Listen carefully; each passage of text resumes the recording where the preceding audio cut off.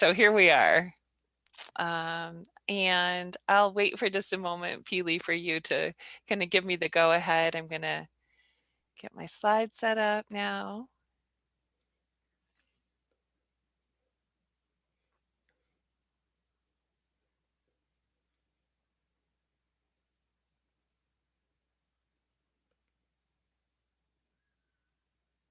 Great.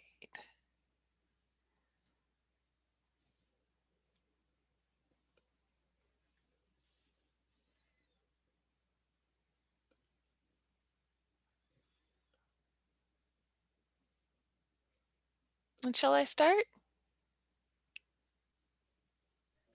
Sure, we could do that. Okay, great. Just making sure everybody's all here as best as we can. Recognizing that I know that we may get some joiners still over the next few minutes. So I'm going to go ahead and start and say welcome to you all and introduce myself. My name is Jenny Lane. I'm the Senior Program Manager at the Adolescent Health Initiative. And we are, I'm going to advance my slide to show you where we are in Michigan. And we work with health centers around the country. So we're based out of the University of Michigan, and we work with over 40 states and health centers in over 40 states, including Alaska.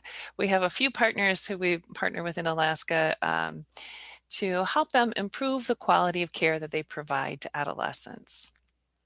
So a note about this talk today. So for the first part of my career, I worked with youth in after-school programs and in camps and in classrooms and youth advisory councils, countless YACs, and youth and philanthropy programs. And I did this for 20 years. And then I came to work at the Adolescent Health Initiative about 7 years ago, where I brought a lot of those principles from positive youth development to healthcare.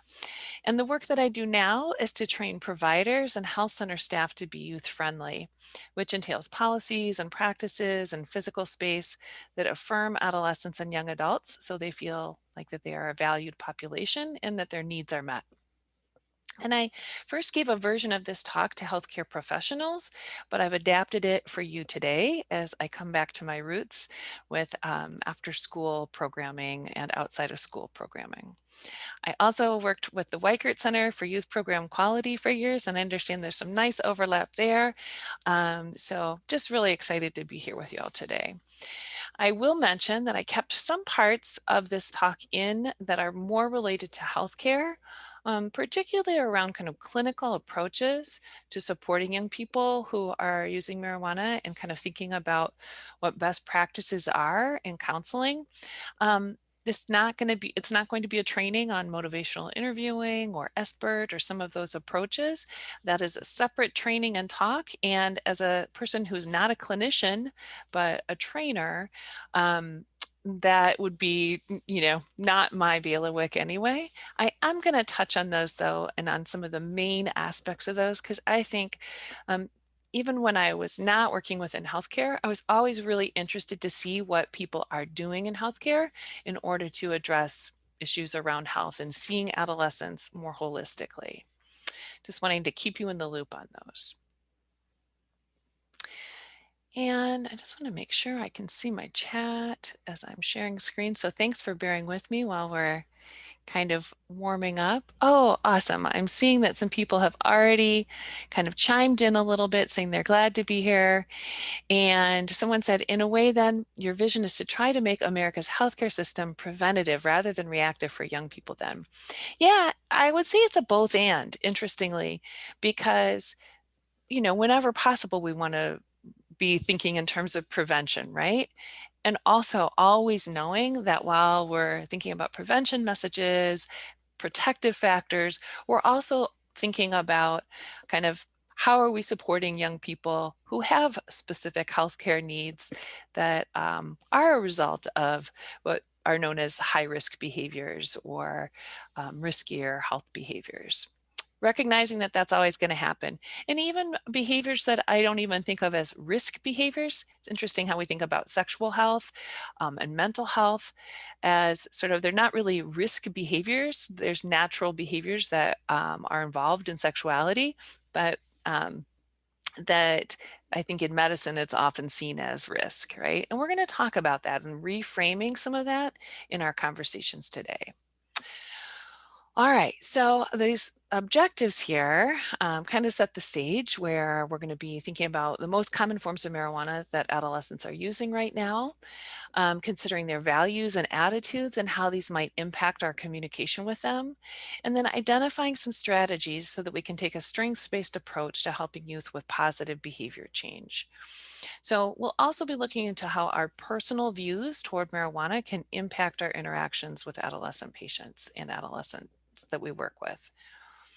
A quick note about language, I will be using the term marijuana primarily as it's the most commonly used term, and I'm going to use cannabis and marijuana interchangeably, even though I know that they both have sort of different implications sometimes in different contexts. So thanks for going along with me on that. So the way that we feel about young people using marijuana can influence our messaging and influence the way that we interact with them about it. As youth serving professionals, our experiences with youth and our knowledge of what research says about the health impacts of marijuana influence our professional beliefs and our practices, but also our own experiences can play a pretty significant role. For example, if you have positive experiences with cannabis without negative consequences, it may influence your attitudes in a certain way. And on the other hand, losing a family member to a substance use disorder may make us more cautious about all substances. So we're going to start off with a brief activity to help us tune into what might be conscious or unconscious biases and values and beliefs that we each hold. What I'm going to do is we're going to actually kind of keep our Zoom tab open, but I'm going to share a link in the chat with you so that, let's see if I have it in my, nope, that is something else was on my clipboard in the meantime. Peely, or are you here for my backup there? Awesome, you are. So there, a link that Peely just put into the chat field is the Google form. And that there's a series, I think, of about 6 or 7, possibly 8 statements that are related to adolescence and marijuana and values. So I'm going to ask y'all to click that link, follow it. We're just going to take a couple minutes and then just answer that survey. Your answers are going to be, your responses are going to be anonymous, so no one's going to see what you say. And just go with your gut. Try not to overthink it. Just go with what your gut says about those. So if you have questions or any problems at all, please weigh in the chat box and we'll help you get there. I'm going to go over myself and take a look and see when those responses start coming in. And I'm going to share my screen just to see, okay, I'm seeing that some people are already completing it. That's great. And actually, before I share that, I want you all to feel like you can share without being influenced by groupthink or anything else. Just put your gut down in those responses. Great. So we'll take just another minute for people to do that.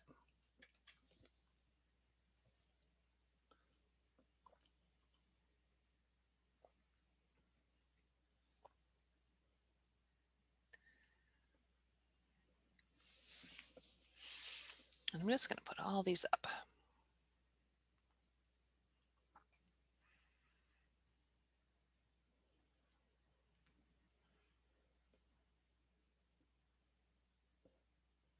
When it looks like we've got a critical mass of responses, we'll go ahead and start talking about these a little more closely.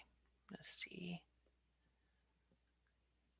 We've got 28 participants, and we have how many responses right now?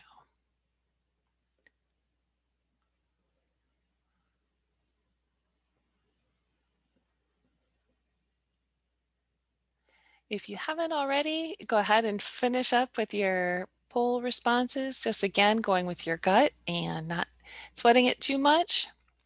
Looks like we've got about 28 people right now in the group, in the Zoom meeting, and about 16 responses. So I'll wait for just a couple more. Go ahead and finish up your poll. Also recognizing. There we go. There's one more. 17 responses. I'm going to go with it.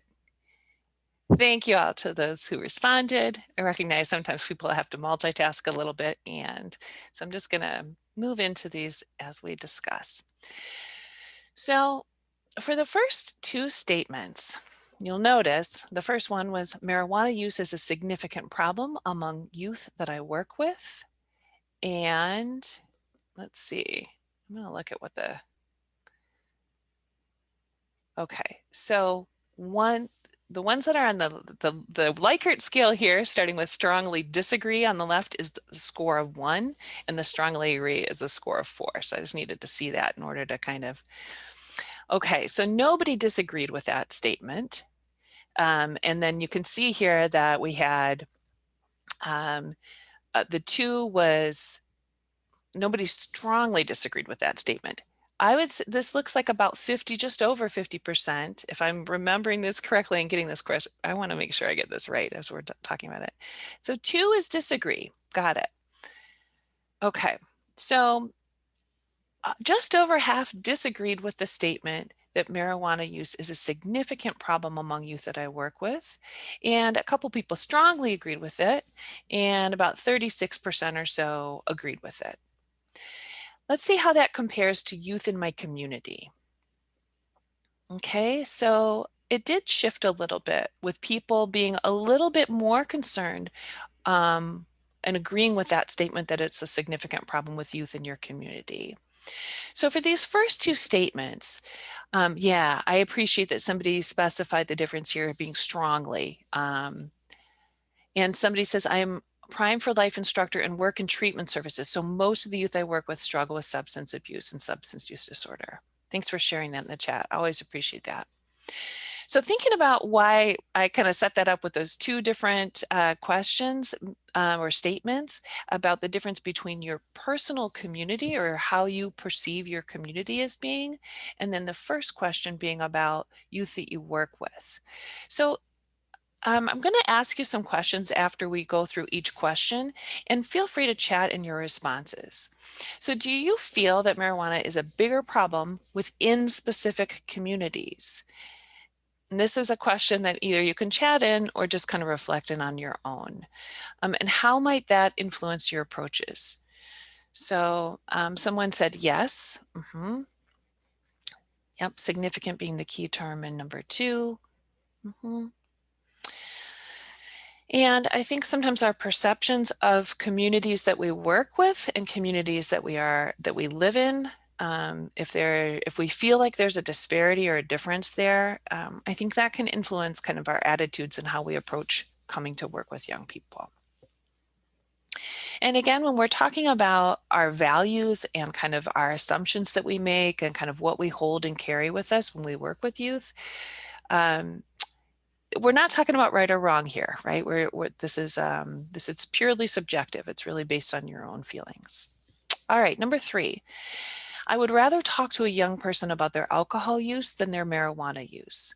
So that's interesting. So it's almost an even spread with just a couple people saying they strongly agreed to the right-hand side, but more people kind of disagreeing with that statement, either strongly or agreeing with this or disagreeing with the statement.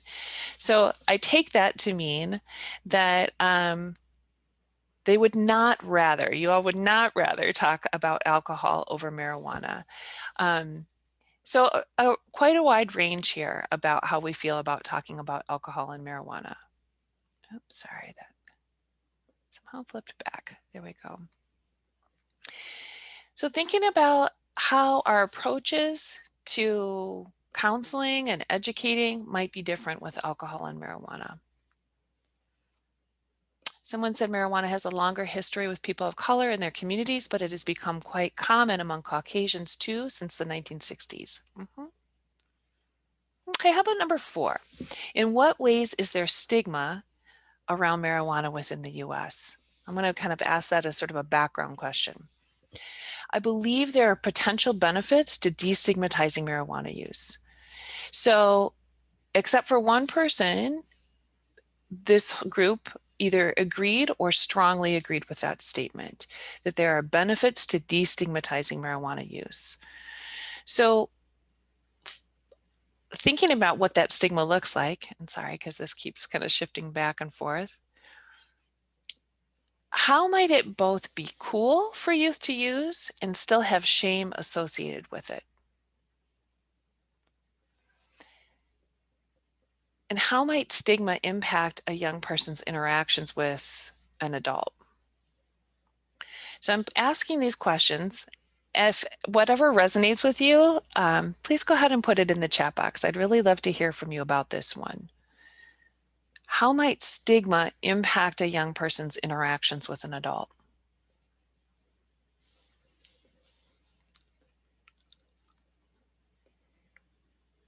They'll be less open? Mhm. I think so. I think when they recognize that there's something that adults want to hear about their use or their attitudes, that they may be either less likely to sort of disclose or really just thinking about how they're coming across to an adult. Okay, here are a few comments I want to read aloud. Less likely to disclose use or discuss it at all. Great. A lot of people saying that at this. Yep. They don't want to have a relationship with you if they think you're against it. If they think you're going to be judging them. Yep. Creating connection or the comment above. They don't want to have a relationship with you. They feel less comfortable connecting with you if they feel like you're going to be, if you carry that stigma and you're going to be judging. Cool because it's glamorized in society, but stigmatized by older generations not open to talking about use. So maybe that is along a little bit, at least the perception that it's along age lines and generational lines. I think sometimes kids feel that they're thought of as just potheads and they don't feel that adults even see them as useful just because they use marijuana. I think that that is a pretty common perception among young people. Adolescents who feel ashamed of marijuana use won't want to talk with adults about it, even when they're concerned about it. They might be using too much and recognize that, but they might be scared to talk about it for the fear of stigma and for fear that they might be sort of held accountable, or an adult is going to say, okay, if you think you're using too much, why are you not cutting back then? Especially if they enjoy using or they feel like it's habitual and it would be hard for them to stop or hard for them to cut back. If they trust you enough to disclose, they might not want your opinion of them to change in a negative way. This is definitely something that if you work directly with young people, you've probably picked up on this. They don't want to be judged in a negative way by adults. And I think that that is definitely a significant fear. They don't want you to have a negative opinion of them. And then Felicia just added in, there's a misconception on marijuana not being harmful. And a lot of young people aren't willing to believe the harm of use, especially on our youth and their brain development. Definitely. Yep, that's an excellent point. And we're going to be looping back to that too in a little bit. Okay, I'm going to go on to number 5, which is I believe that it's possible for someone over 25 to use marijuana safely. So the majority of people feel pretty strongly that that is true, that it is possible for someone over 25 to use it safely, with a few people coming in with less of a strong opinion about that or disagreeing with that. Okay, and then, oh, sorry, every time I come over here to this other field, it changes what I'm displaying. Okay, now the next question is, I believe it is possible for someone under 25. So we see that shift with still about 20% saying they strongly agree with that statement that it is possible for someone under 25 to use safely. And with that column, this column here that's 3 as being also agreeing. So still just over half of people feel that it is possible for someone under 25 to use safely. And then about 40-ish percent or so, just over 40%, not disagreeing that it's not possible for someone under 25 to use safely. So most people feel it's safer for adults to use than it is for adolescents. And we know that cannabis can have adverse effects on adolescents in particular due to the plasticity of the developing brain, right? And adolescents may be more vulnerable to disordered use than adults. And there is some emerging research that shows us that. So any other reasons that might make you more or less concerned about adolescent use versus adult use? And it looks like more concerned about adult use. Someone said, I hear this a lot. We can sign up for and die for a country at 18, but we can't legally smoke, and that is not fair. You know, I can understand the logic behind a young person saying that, right? Like us having empathy for where they're coming from, I think can go a long way. Um, yeah, anything else about additional concerns that we might have about adolescents using marijuana? Okay, here's the comment. Destigmatizing is important so kids won't have reefer madness, fear, right? And know that adults can be good, healthy people and choose to use cannabis. So when there's not shame associated with it, is kind of what I'm hearing a little behind this too. There won't be that kind of like sort of unreasonable, unfounded fear that it's going to make you go crazy and make you go off on a murdering spree, like the ideas behind reefer madness, but rather that it's a more reasonable, measured approach. Here, let's see, some other reasons why it's maybe more risky for adolescents, the peer pressure. So, right, the interest and sort of drive to have connection to peers and influence of peers is really at its peak during adolescence. So that may be more impactful for young people. Neural development impairment and driving while impaired is more likely among adolescents. Yep.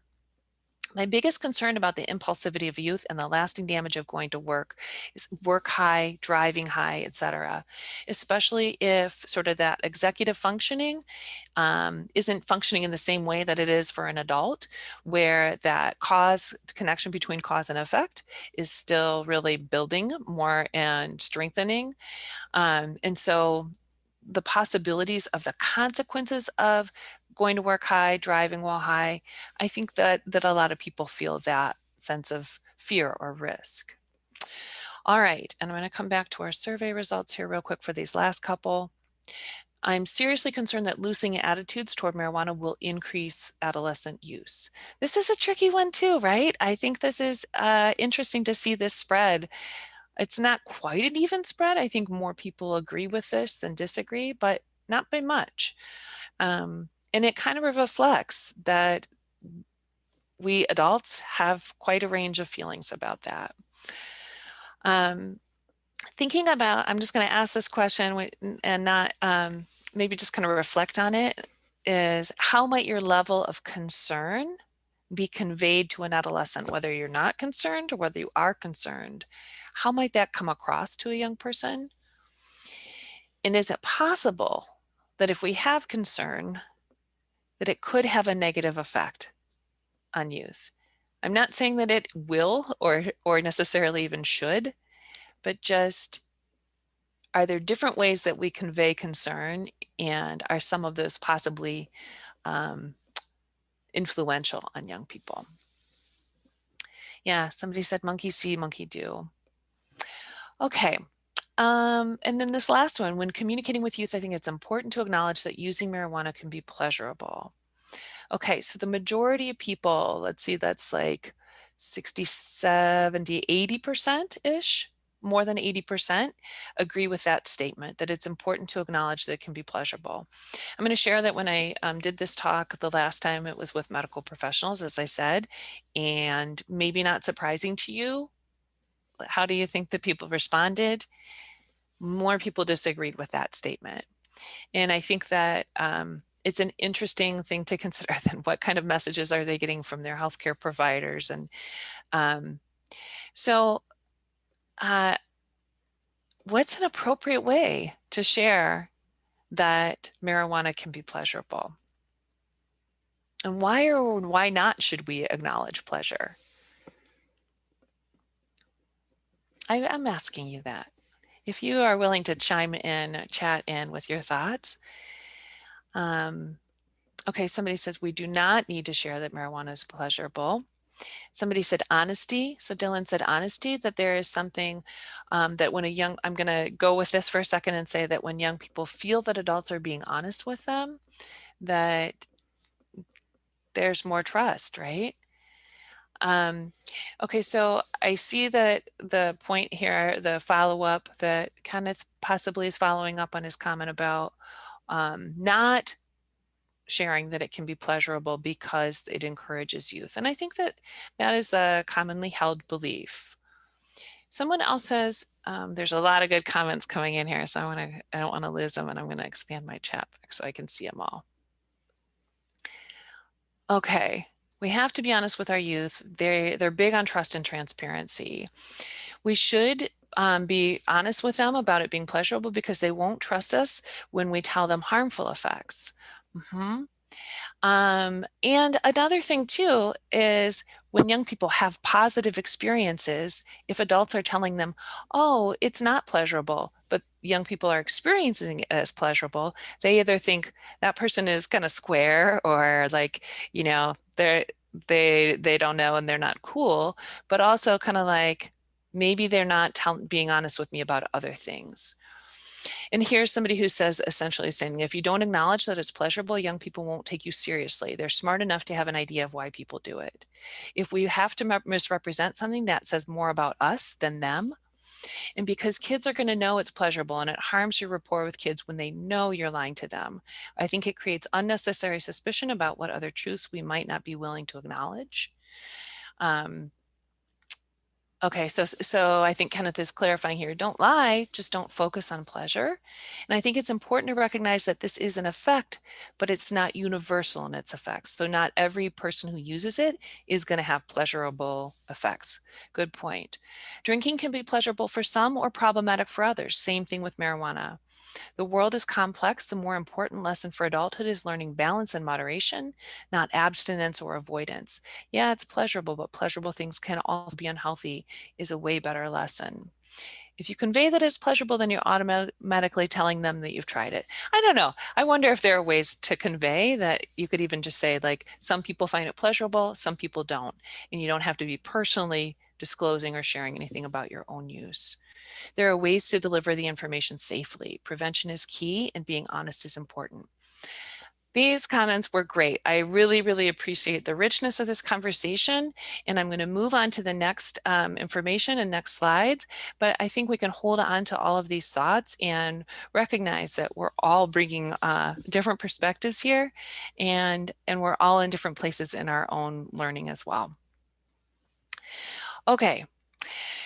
Phew. So, like adults, young people often have nuanced values around marijuana and other substance use. And I'm going to play a brief video clip here of a 17-year-old who shares his thoughts about the growing acceptance of regular marijuana use among his peers. Let's see. I'm going to pause for a second. Peely, is the audio on?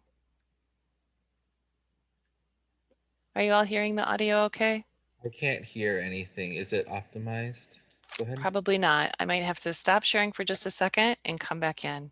My apologies. I'll be right back. I mean, I'm here, but the slides will be right back.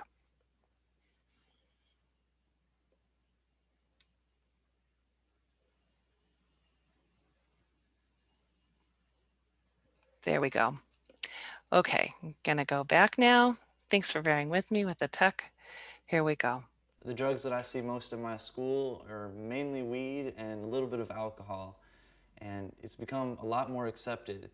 I'm not sure if it's for better or for worse, but all I know is when someone's drinking every day or just very addicted to alcohol, that's a problem, and people speak up and they'll say something, try and get them help. But with weed's kind of the other way around. It worries me a bit that I know a lot of people who smoke daily, and not a lot of people see a problem with that. They might get weird glances or some people that judge them about it, but the overwhelming majority doesn't have much to say about that.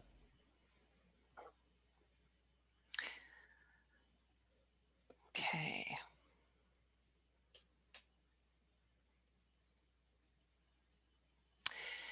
So those thoughts were probably not too surprising for y'all, especially, oh, and someone asked where to get the video. I'm gonna share, uh,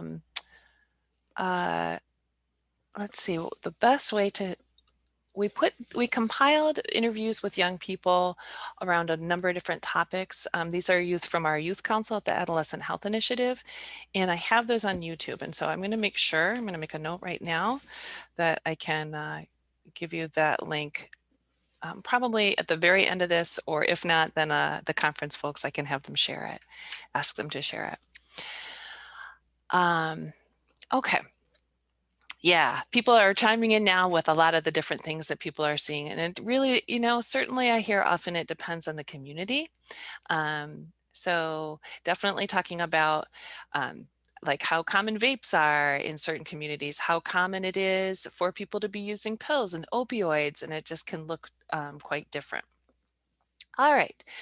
So now we're going to take a look at the landscape of where we are in the US in terms of legalization. And I just updated this map from the one that I was using a couple months ago to reflect the 2020 election, where 4 more states legalized adult use for a total of 15 states and 3 territories for adult use legalization. As for medical use, the total is now 36 states and 4 territories. I also want to note that there's been recent legislation to decriminalize marijuana-related offenses in a number of states, which may not affect how we talk to youth, but it may influence some of the issues that are discussed, like that we just discussed in the bias activity that we just did, such as reducing stigma or impacting the ways that our systems disproportionately prosecute Black, Indigenous, and people of color for marijuana-related offenses. So what are the pros and cons of adult use legalization? So an obvious advantage is our ability to increase research and to sort out actual medical benefits from kind of snake oil claims that we hear. Also, if legalization leads to destigmatization, we might see some of the advantages that we've been talking about, like countering the effects of shame when it comes to disclosure or openness to treatment. We also need to just really consider the possibility that destigmatization might make marijuana use more appealing. It might lower the perception of harm and possibly increase adolescent use and also harmful impacts. And even though a number of states have legalized it for a period of years now, there's still not ironclad data that legalization increases adolescent use. We don't have the data for that yet. We're going to get to that in a bit though. So what else can you think of in terms of pros and cons, advantages, disadvantages? So I see here people saying lower mass incarceration rates, absolutely. So certainly about that point that I was making about decriminalization. Pro, decreased incarceration for nonviolent offenses, which often over-polices communities of color. Cons, all drugs can be abused.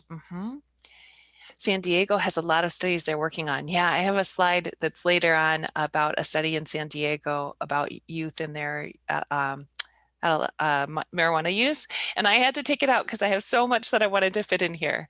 But definitely check them out. That is really, really good stuff. Yes, I totally agree, Felicia. They are doing amazing work. Yes, kids are not having their parents in prison for nonviolent crimes, particularly amongst communities of color, which increases family resilience long-term. Totally. Lowering ACEs that are a result of that, of the mass incarceration. Absolutely. Okay, I think that we could go on and on because I do think that we could really kind of dig deeper into advantages and disadvantages. I want to make sure that we get through the slides too. So I'm going to keep kind of moving. So in terms of access, certainly one thing that has increased is access, right? So this 15-year-old says it's a lot easier to get weed. Alcohol, you have to know people with fake IDs, you have to know upperclassmen. I think it's just a lot easier to use and get away with now. This information is also like much more accessible information about weed culture, about different types and strains of it. It's often shared by dispensaries and other organizations that are within the rapidly growing industry. And so typically they're trying to sell it, right? I recommend if you haven't ever seen the website Leafly to check it out. Just to see as an example of the kinds of information that young people have access to so easily. So it can help people find dispensaries, help people learn about products, and it is generally promoting marijuana use. I'm going to share another video from another young person, and I think that she really gets at a couple important points about an additional perspective about access and about how access might influence why youth might use. As teenagers, I think it's really easy to fall into the habit of using substances as a way to cope, whether it's with a mental health issue or trauma or grief. And a lot of times it's more accessible than treatment services that would be more beneficial, like therapy.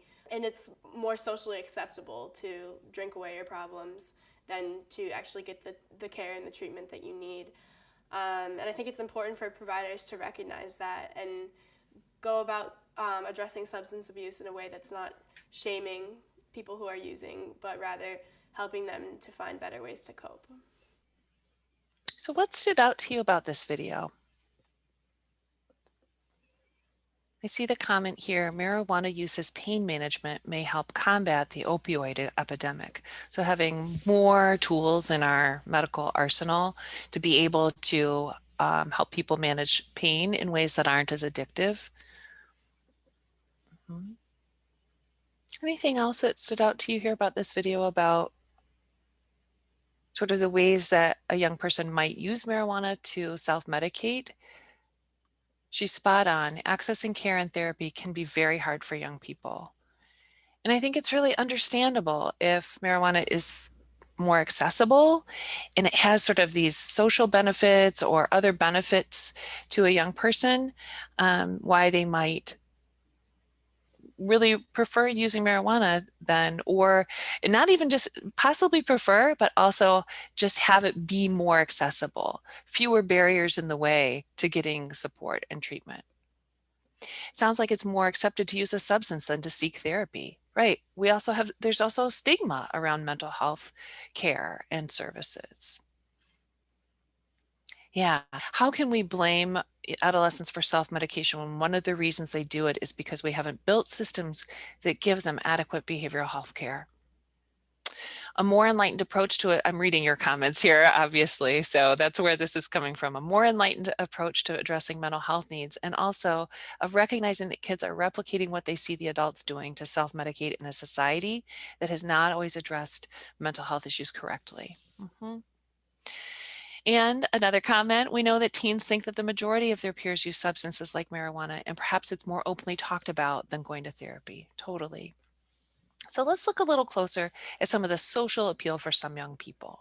I'm going to read a few quotes starting with this one. It's an easy way to socialize or get people loosened up.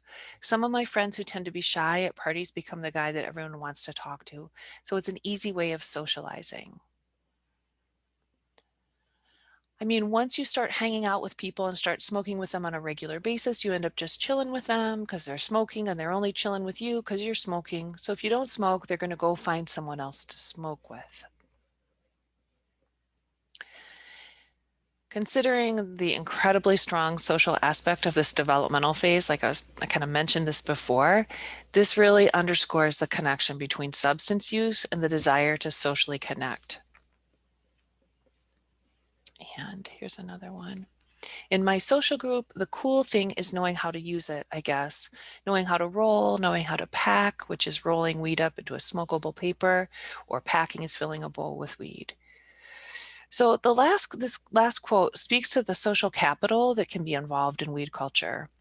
And I think that the really simplified adultist view that we've heard is that teens think that social pressure looks like, come on, do it, you'll be cool. And I've heard so many youth through the years reject this kind of pressure. I remember telling my own mother decades ago that it's not like that. But perhaps a more nuanced and accurate version of this is that there can be social rewards to connecting through substance use, which makes so much sense developmentally. And that adolescents have this really enhanced FOMO, right? Fear of missing out. And so it's such a developmentally appropriate thing to want to be connected to their peers. And because weed can be tied up in that, it's hard to disentangle that. Yes, connection, social interaction, what every teen desires.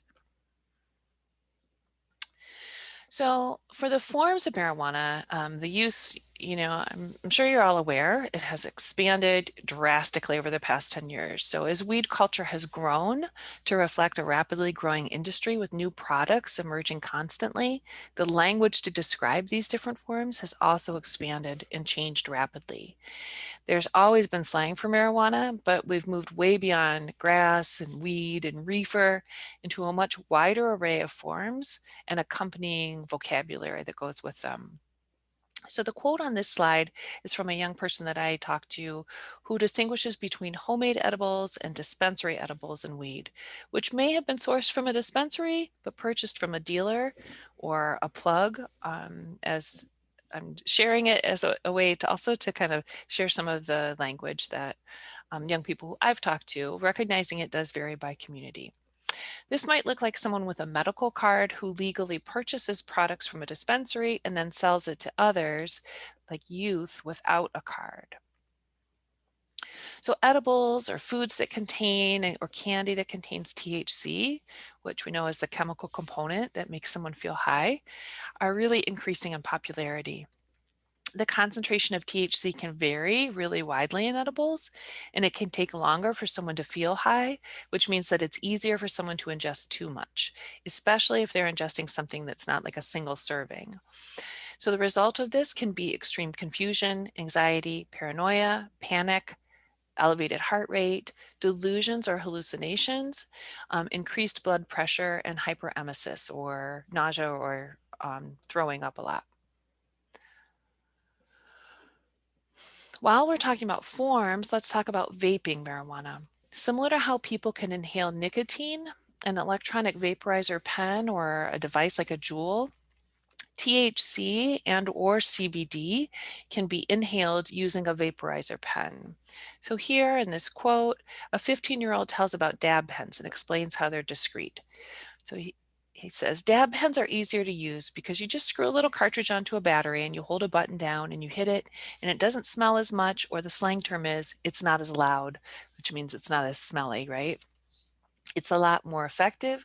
So one hit off the dab pen compared to one hit off regular weed is a lot more powerful because the THC in the dab pen cartridge is a lot more concentrated. You can really do it anywhere, anytime. You could hit a dab pen downtown, any city, and if there's no cops by, really, no one's going to care. It just looks like a nicotine vape. But if you're smoking a blunt downtown, it's different. Everyone smells it. The smell gets on everyone. Someone calls the police. Everyone gets pissed off. So this quote sounds almost like a commercial, doesn't it? With the young person giving some of the possible reasons why we've seen a huge increase in youth vaping THC. So a little side note too, this kid says that vape pens are a lot more concentrated, which is often true, but the levels of potency can vary a lot. And some can just contain CBD with little to no THC in it. Yeah, any perspectives from youth on CBD? I don't know that I have any in the slides about youth and CBD from conversations that I've had with young people, and I did a number of focus groups and interviews with people, with young people to help put together this presentation as well as a training that we have online. Um, I think that it's interesting. I did not hear a lot from them about CBD as anything other than sort of a rationale that smoking weed might have health benefits, but not as much as I've heard from adults who are interested in CBD for its sort of medicinal properties. Okay, yeah. So I want to interject here with this image from the National Institute on Drug Abuse's 2019 Monitoring the Future survey on the prevalence of vaping THC. So this is specifically about THC vaping.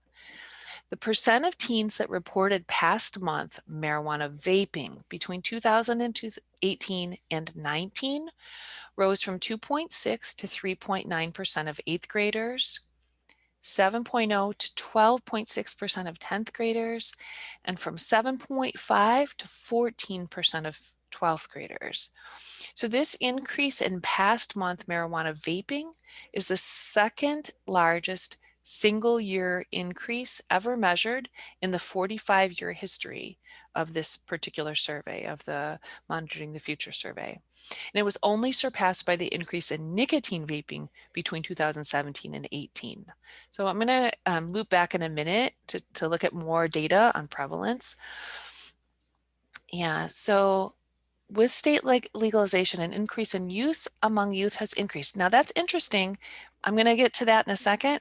What this slide is about is simply the form of the way that young people are using THC, about vaping increase. I am going to share data in a minute about actual use of marijuana. And so far, we don't have the evidence to show that legalization has increased actual use.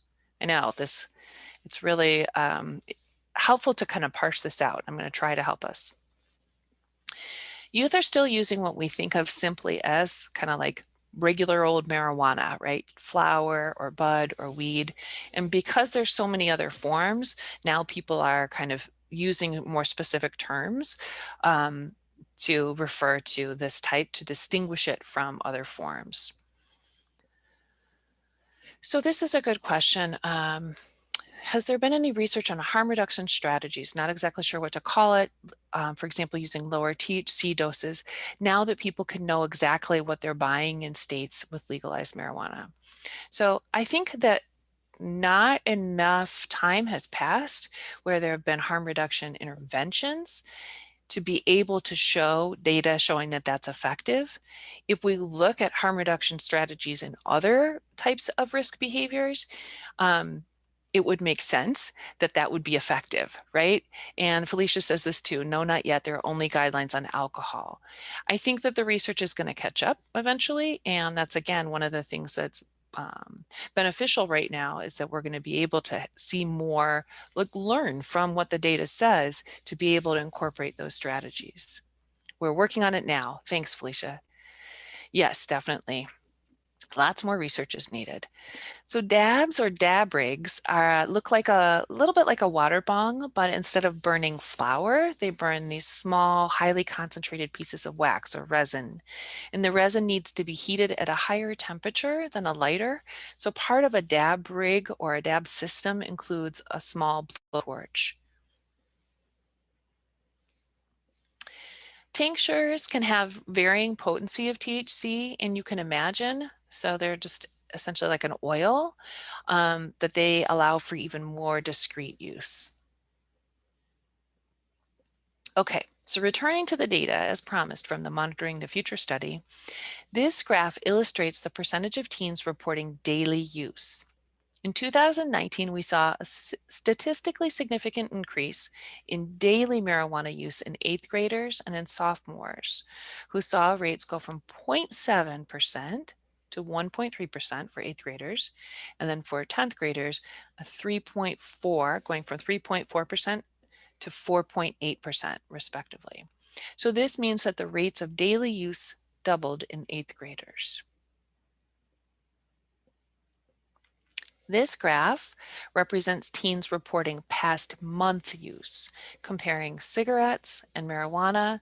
And for the first time, the MTF survey also included questions on vaping nicotine and vaping marijuana. So that's why you'll see that on the far right, these kind of two more recently added data points. Those are the ones that show the sharp increases that we just discussed. So I want to point out a couple things here. First, this image shows how we've seen cigarette use, which is the dark green line that started out at the top and goes all the way, like really declines on a steady decline. This is not surprising to folks, right? Like we know that fewer and fewer young people are using cigarettes, smoking cigarettes. In 2019, 5.7% of teens reported smoking cigarettes in the past month, compared to 22.3% of teens reporting using marijuana. About 1/4 of teens reported vaping nicotine in the past month, which bears a mention. And though we've been talking about the increases in vaping marijuana and the increases in those reporting daily use of it, the overall rates of youth reporting last month marijuana use have remained relatively steady over the past 10 to 20 years. So we have reason to be concerned about teens using marijuana, and at the same time, it's important to acknowledge that overall use has not seen a marked increase. But how long will this hold? So each year for the past few years, I think we've been sensing and now starting to find in the evidence that general acceptance is increasing. And we expect that this will show up in the prevalence numbers. The graph on the last slide represented the past month use for all 3 age groups. And when we look at numbers in most of the categories, we see small increases that aren't statistically significant yet. And I don't want to sound alarmist because this data doesn't support being alarmist. But I find this really hard to square with the normalization that seems to be happening among the youth and even adults that I interact with. I'm going to share a few more quotes that illustrate youth perceptions of harm. Marijuana isn't too harmful. They say it's a gateway drug, but I don't believe it's a gateway drug if you have the right mindset. I've done ecstasy once, but I've been smoking pot for a couple of years now and nothing seemed to change. I think the main argument that I usually have with people about weed is not that if it's addictive, if it's a gateway drug. I was always told that it wasn't, and everybody that I met that has smoked weed, they haven't started smoking cigarettes, they haven't started doing other drugs. It's interesting when I think about motivational interviewing, for those of you who are familiar with it, I'm going to touch base with it in a minute, but we think about listening for sustained talk and listening for change talk, and these are sustained talks, right? Like not interested in changing. I realize it's not necessarily healthy for you to smoke, but when people smoke, they're not going outside to trying to start fights with people. They're not driving insanely drunk. When I get high, I just want to sit there and have a good time. I want to laugh. I don't want to go fight. I don't want to go rob somebody or steal from my mom or anything. It doesn't make me want to be a bad person.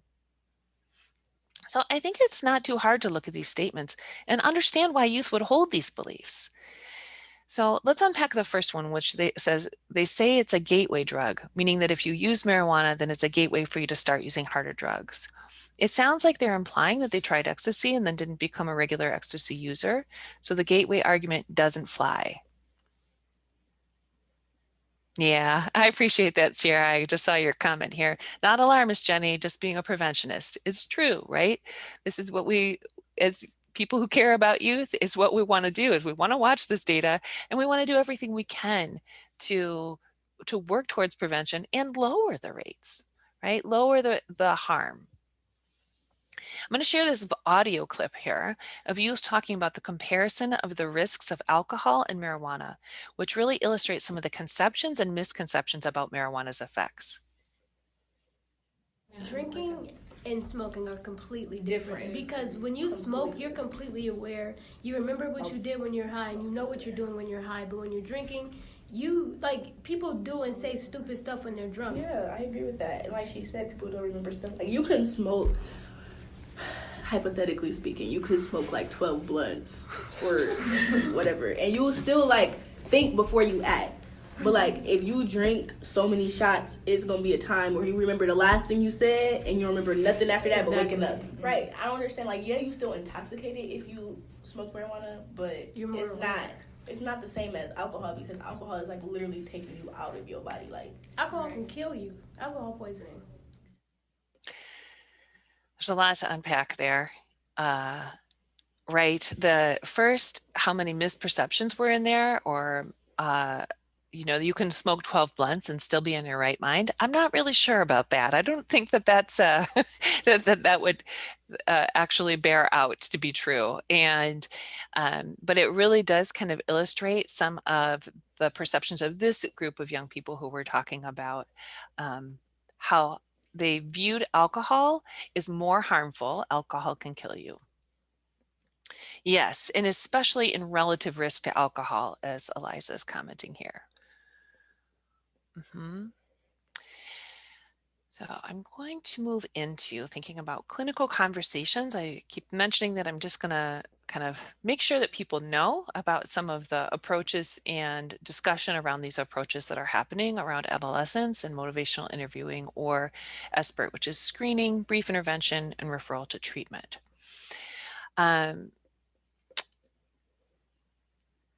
I really want us to keep at the forefront what we mean when we're talking about being sort of like adolescent centered and why that's so relevant here.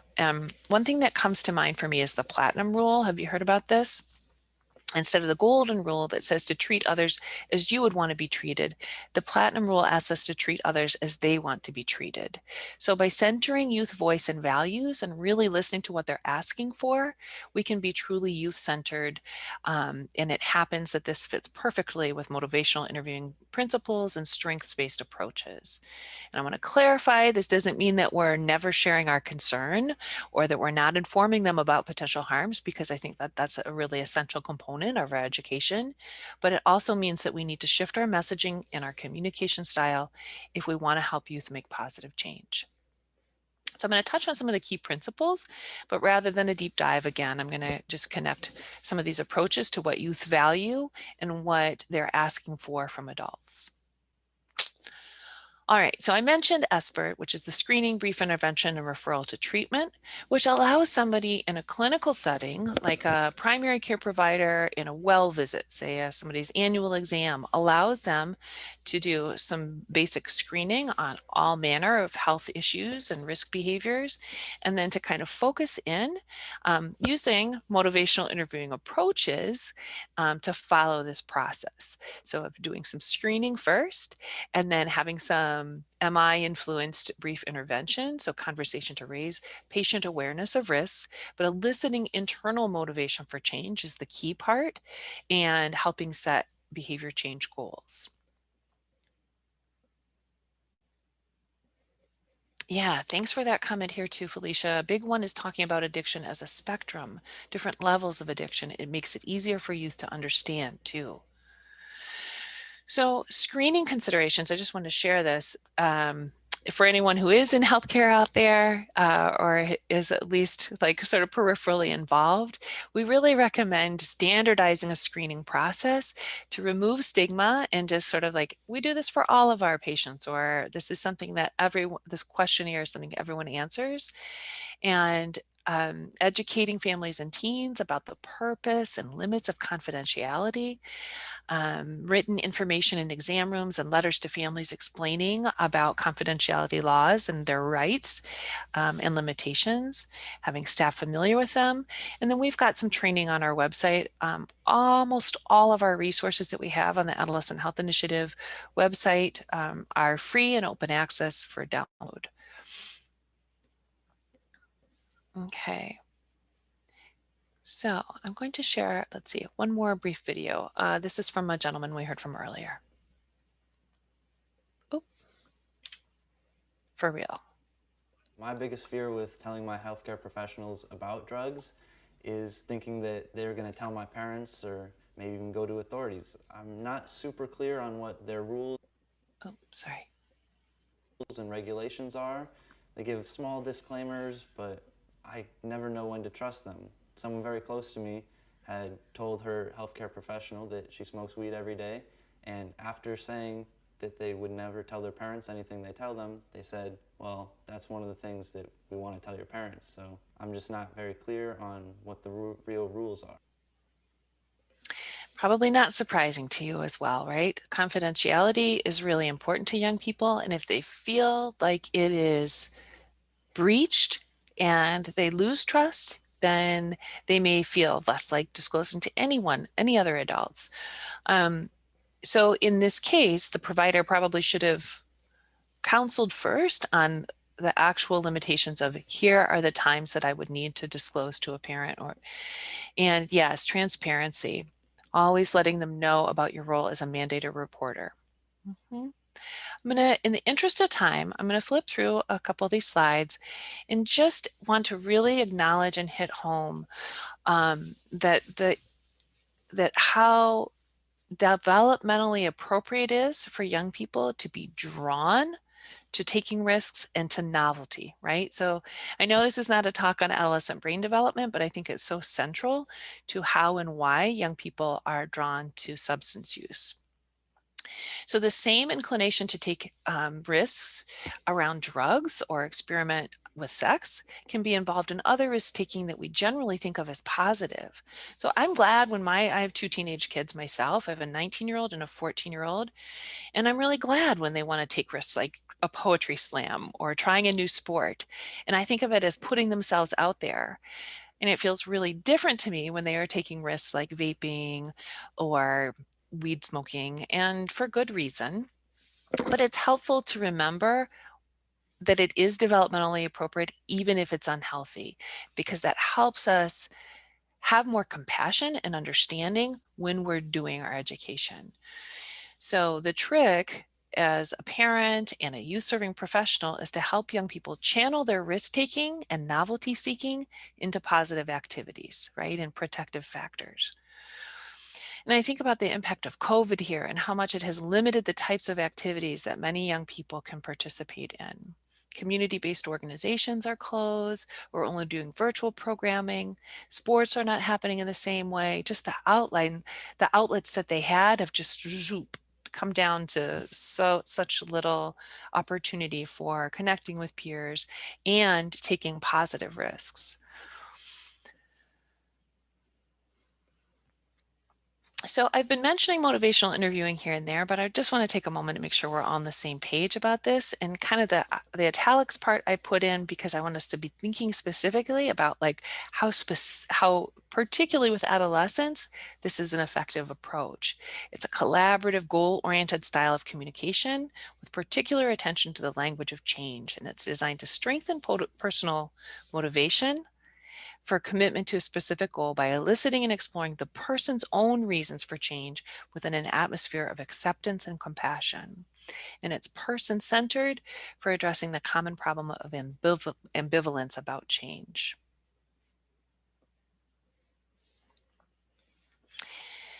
And in the concept of partnership, the adult or the provider is a companion or a guide and a collaborator. And practicing partnership is around shared decision making, or it requires sitting on your hands and avoiding the expert trap, which is presuming that your expert knowledge will solve the young person's problems once you share it. We also have to watch out for the righting reflex, which is the impulse to correct a person's behavior. So partnership takes an adult's knowledge and it combines it with a young person's self-knowledge of their own life and their context. So even though they may feel like opposite, partnership goes hand in hand with autonomy. Autonomy conveys to a young person, what you decide to do is up to you. And respecting a patient's or a young person's autonomy means offering unconditional positive regard. It doesn't mean that you approve or disapprove of a behavior.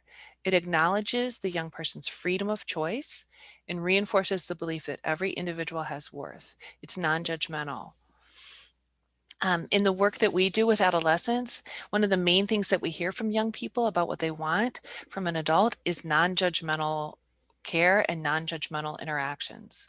No one of any age wants to be treated judgmentally, right? But adolescents have a particular awareness or sensitivity to being judged. So we might need to intentionally convey warmth and compassion to young people just to make sure that we are really getting that across to them. Okay, so here are some examples of affirmations that are more descriptive rather than just like good job. So emphasizing a strength, you're a strong person, a real survivor, noticing a positive action. Instead of driving home after dabbing, you stayed the night at a friend's house. A statement of appreciation, like I appreciate your openness and honesty. A compliment, you're great at conveying your thoughts. Your description of your situation was really helpful. Or an expression of hope, caring, or support. I hope this weekend goes well for you.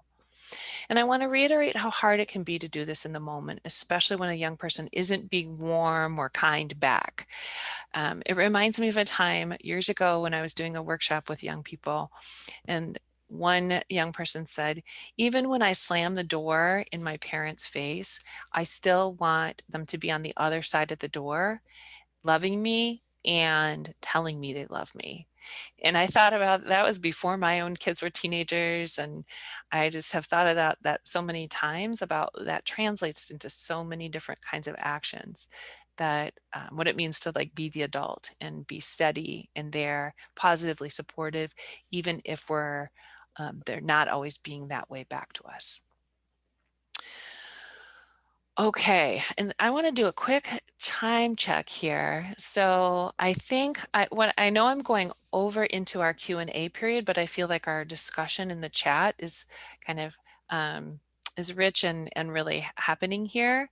So what can someone tell me about what time we need to make sure that we are totally, oh good. I love how engaging you are. I'm glad that the using the chat box is not too causing anyone whiplash too much. Peely, do you have a sense of what time I need to finish up? Out at 50. Okay, great. So I've got just over 10 minutes. Thank you so much. I am going to make sure that I touch on the most important slides. We just have a few more left here, and then I want to try to have a few minutes at the end so we can have a little more Q&A. This was helpful for me to hear from a young person, this slide. Information about the harmful effects of marijuana is good information to know. Oh, but I also think that providers and adults have to show information from all points of view. You can't just show the negative side or the positive side.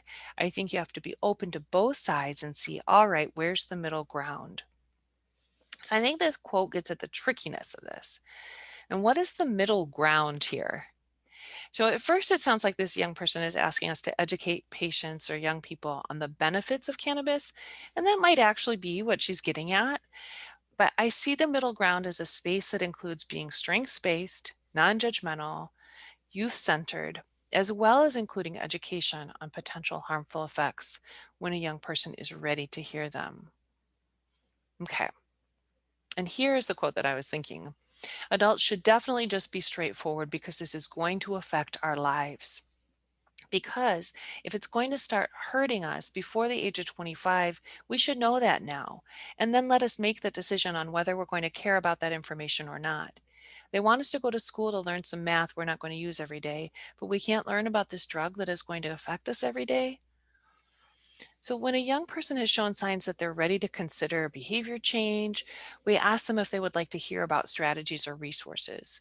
And we know that it's usually not effective to just say it's bad for you, but most youth probably don't have accurate information about the harmful impacts to begin with.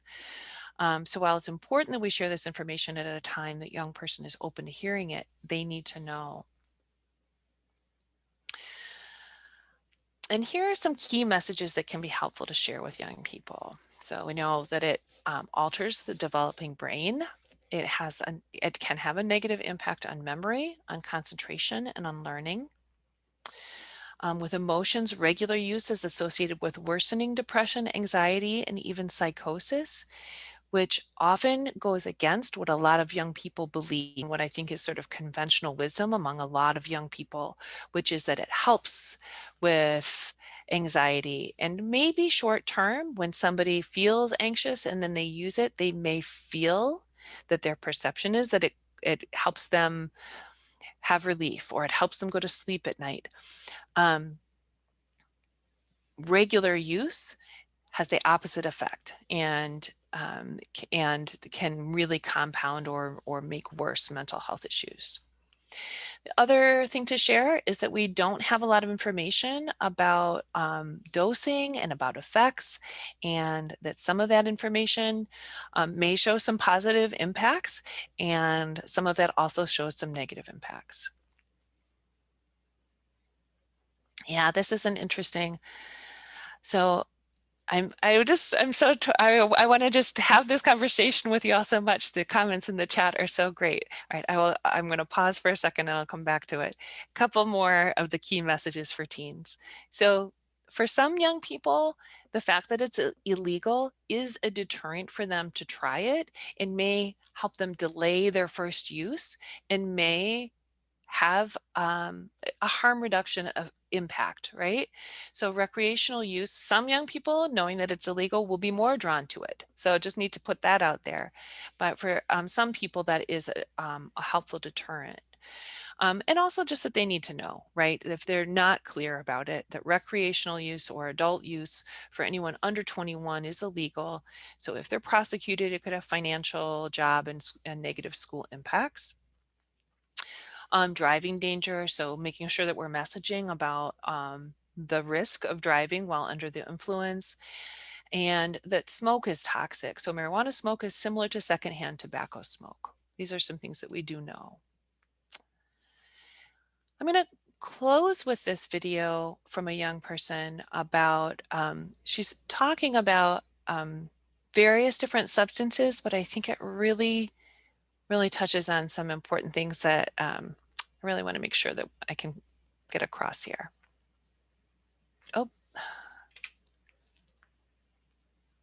When I was in middle school, someone who was really important to me started using a lot of different drugs like weed and Xanax, and I think for me, like watching somebody who was so close to me, how that was sort of deteriorating his life and his interactions with me, that was really hard for me. And I think it's almost kind of like it sort of scared me from getting involved in like any substances. And part of it was just seeing how whenever he was using, it made him really just like aggressive, and like he'd steal things, or we couldn't sit down and enjoy each other's company. And that was also really frustrating just to see sometimes like his other friends, how they'd be able to